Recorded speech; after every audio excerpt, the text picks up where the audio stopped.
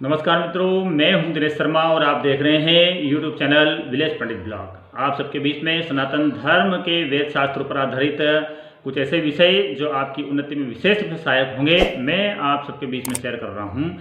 और मेरे चैनल को आप सब्सक्राइब अवश्य करिए और वीडियो यदि अच्छा लगता है तो लाइक और शेयर तो बनता ही। मित्रों, भगवान श्री कृष्णचंद्र जी के द्वारा गीता में इस प्रकार की बात कही गई है कि मासा नाम मार्ग शीर्षो अहम।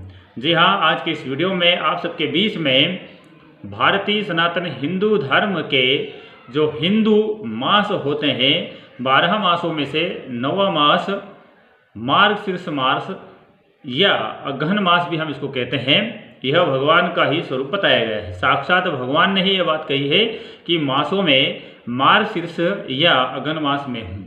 इस अगहन मास को परम पवित्र बताया गया है और इसमें विभिन्न तिथियों का अपना एक विशिष्ट महत्व होता है करेगा।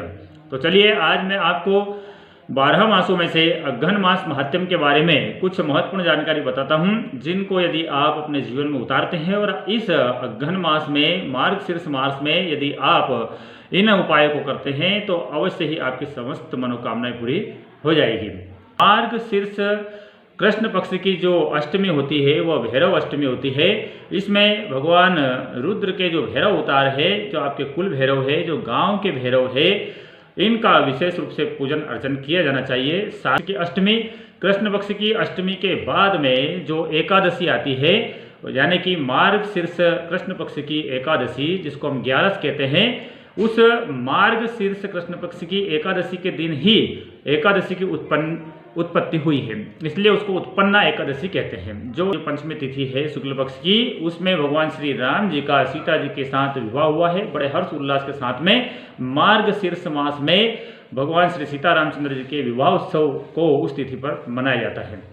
इसके बाद में जब शुक्ल पक्ष की एकादशी आती है तो वह परम पवित्र एकादशी है, जो मोक्षदा नाम से कहा गई है, जिसमें एकादशी का व्रत करने वाला मोक्ष को प्राप्त तो करता ही है और साथ ही महामोक्ष प्रदान करने वाला जो अद्भुत ग्रंथ है, जो विश्वव्यापक है और सनातन हिंदू धर्म के अलावा भी पूरे विश्व के विद्वानों ने जिसको स्वीकार कर लिया है, ऐसी परम पवित्र श्रीमद् भगवत गीता मोक्षदा एकादशी के दिन ही भगवान श्री कृष्ण जी के मुख से और अर्जुन को सुनाई गई थी। जो पूर्णमासी आती है, उस पूर्णमासी के दिन भगवान के 24 अवतारों में से दिव्य अवतार भगवान दत्त के रूप में श्री नारायण का जो अवतार हुआ है, ऐसे दत्त भगवान की जयंती पूर्णिमा के दिन है और पूरे विश्व का भरण पोषण करने वाली भगवती अन्नपूर्णा की जयंती भी अगहन शुक्ल पक्ष की मार्गशीर्ष शुक्ल पक्ष की पूर्णिमा तिथि के दिन में भगवती अन्नपूर्णा की जो जयंती मनाई जाती है, भगवती का प्रादुर्भाव उस दिन हुआ है। तो ऐसा परम पवित्र यह अगहन मास है और इस अगहन मास में आप सभी यदि कुछ उपाय मैं आपको बताता हूँ, इनको यदि करते हैं तो आप सभी प्रकार की मनोकामनाओं को अवश्य ही प्राप्त कर लेते हैं।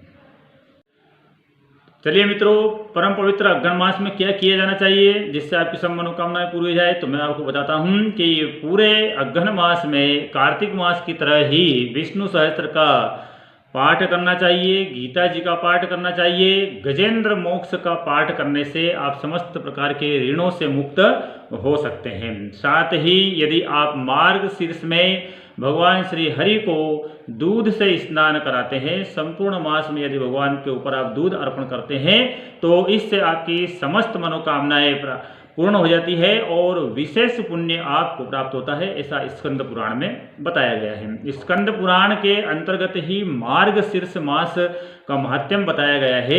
इस माह में यदि आप अपने गुरु को या आप गुरु के अलावा अपने इष्ट को ओम दामोदराय नमः इस प्रकार कह करके नमस्कार प्रणाम निवेदन करते हैं तो आपकी समस्त मनोकामनाएं पूरी होती है और आप मोक्ष के भागी बनते हैं।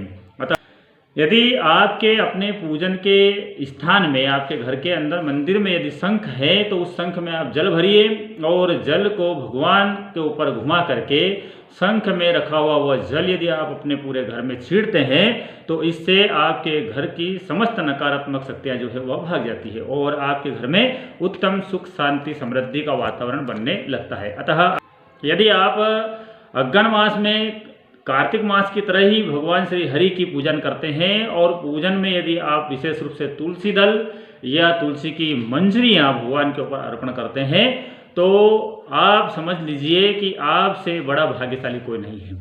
अगहन मास में यदि आप भगवान को एक कपूर का दीपक जलाते हैं नियमित रूप से, पूरे माह यदि आप कपूर का दीपक भगवान को अर्पण करते हैं तो जिस प्रकार से कपूर का दीपक आपने भगवान के ऊपर अर्पण किया है और प्रकाश आपने किया है, वैसे ही आपके जीवन की समस्त दुख तकलीफ रोग शोक संताप का अंधेरा है वो मिट जाता है और आपके जीवन में एक विशेष प्रकाश भर जाता है। आपकी समस्त मनोकामनाएं भगवान पूरी कर देते हैं। अगहन मास में आप भगवान के सामने कपूर का दीपक अवश्य ही जलाइए। में संपूर्ण माह में आप गोपी चंदन का स्वयं भी तिलक लगाइए और भगवान को भी आप गोपी चंदन अर्पित करिए।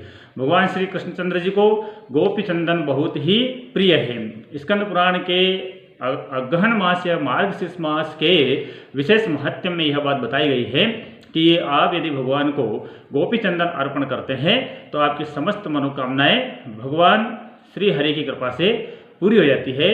गोपी चंदन का प्रयोग करने वाले व्यक्ति के घर में साक्षात लक्ष्मी नारायण जी का निवास हो जाता है। जी हाँ मित्रों, अगहन मास में यदि आप भगवान को दूध के अलावा शहद और शक्कर से स्नान कराते हैं, संपूर्ण माह में विशेष रूप से यदि आप शहद और शक्कर से स्नान कराते हैं तो समझ लीजिए कि माँ लक्ष्मी के साथ में भगवान साक्षात नारायण आपके घर पर निवास करने लग जाएंगे और आपके धर्म अर्थ काम और मोक्ष चारों प्रकार के जो पुरुषार्थ है वह बगैर किसी विशेष तप जप नियम के आपको प्राप्त हो जाएंगे।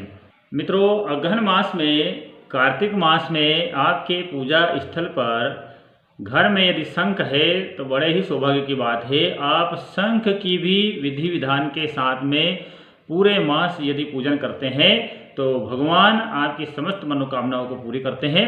ऐसा अगहन मास के महात्म्य में बताया गया है। तो दशांग धूप का यदि आप भगवान को धूप अर्पण करते हैं तो आपकी समस्त मनोकामनाएं पूरी हो जाती हैं। अगर अगहन मास में आप भगवान की अनेक बत्तियों से युक्त आरती के द्वारा भगवान की आरती करते हैं या फिर आप भगवान के मंदिर में इस अगहन मास में नियमित जाकर के और भगवान की आरती को होता हुआ देखते हैं, दोनों कार्य या तो आप स्वयं कर लीजिए या आप मंदिर में जाकर के और भगवान की आरती को देख लीजिए। मात्र देखने में आपका कोई पैसा नहीं लग रहा है मित्रों।